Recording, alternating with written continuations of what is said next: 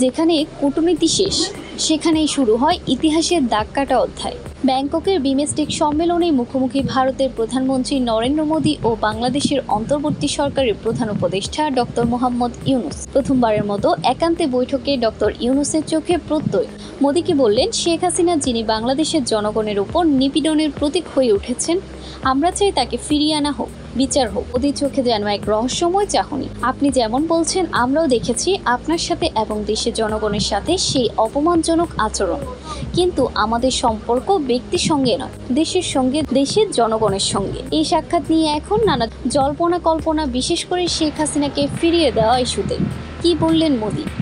ভারত বাংলাদেশের সম্পর্ক কি তবে এক নতুন মোড় নিয়ে এগোচ্ছে? শেখ হাসিনার পদপন বিষয়ে কথা হয়েছে। শেখ হাসিনা যে ওখানে বসে অনেক ধরনের ইনসেন্ডিয়ারি কমেন্ট করেছেন, সেগুলোর বিষয়ে কথা হয়েছে। প্রেস সচিব শফিকুল আলমের ফেসবুক স্ট্যাটাসে উঠে এসেছে ভারতের হাসিনা ইস্যুতে নমনীয় হবার ইঙ্গিত। স্ট্যাটাসে প্রেস সচিব লিখেন, হাসিনা ইস্যুতে ভারতের প্রতিক্রিয়া নেতিবাচক ছিল না। শেখ হাসিনাকে দেশে ফেরানোর সঙ্গে তিনি বলেন, আমরা নিশ্চিত হাসিনাকে একদিন ঢাকায় ফিরিয়ে আনা হবে। আমরা দেখব শতাব্দীর সেরা বিচার।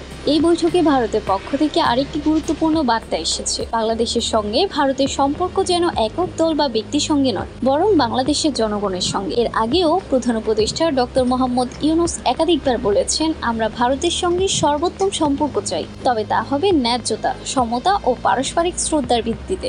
আন্তর্জাতিক সম্পর্ক বিশ্লেষকরা বলেছেন, এই সংলাপ দুটি দেশের মধ্যে এক নতুন যুগের সূচনা হতে পারে। তবে একটি বিষয় এখন সম্পর্কের পথে দেওয়াল হয়ে দাঁড়িয়েছে, সেটি শেখ হাসিনাকে ফিরিয়ে দেওয়ার ইস্যুতে। যদিও আলোচনায় এসেছে ভারত, তবুও বিশ্লেষকরা এই ক্ষেত্রে খুব বেশি আশাবাদী নন। তাদের মতে ভারতের দৃষ্টিতে হাসিনাকে ফেরত দেওয়ার বিষয়টি একটি রাজনৈতিক বিষয় যতটা না কূটনৈতিক। সম্প্রতি প্রধান উপদেষ্টার বেইজিং সফর নতুন করে চাপে ফেলেছেন ভারতকে। সেভেন সিস্টার্স নিয়ে মোহাম্মদ ইউনূসের দেওয়া বক্তব্যের প্রেক্ষাপটে দিল্লির উপর এক ধরনের চাপ তৈরি হয়েছে। সেভেন সিস্টার্স নিয়ে ইউনূসের দেওয়া ওই বক্তব্যের সমালোচনাও করেছেন ভারতীয় রাজনীতিকরা। ব্যাংককের আলোচিত বৈঠক আপাতত উষ্ণ করেছে ভারত বাংলাদেশ সম্পর্কের আবহ। কিন্তু এই উষ্ণতা কি দীর্ঘস্থায়ী হবে? শেখ হাসিনাকে ফিরিয়ে আনা কি আসলেই সম্ভব হবে, নাকি ভারতের কূটনৈতিক হাসির আড়ালে লুকিয়ে আছে কঠিন রাজনৈতিক সমীকরণ?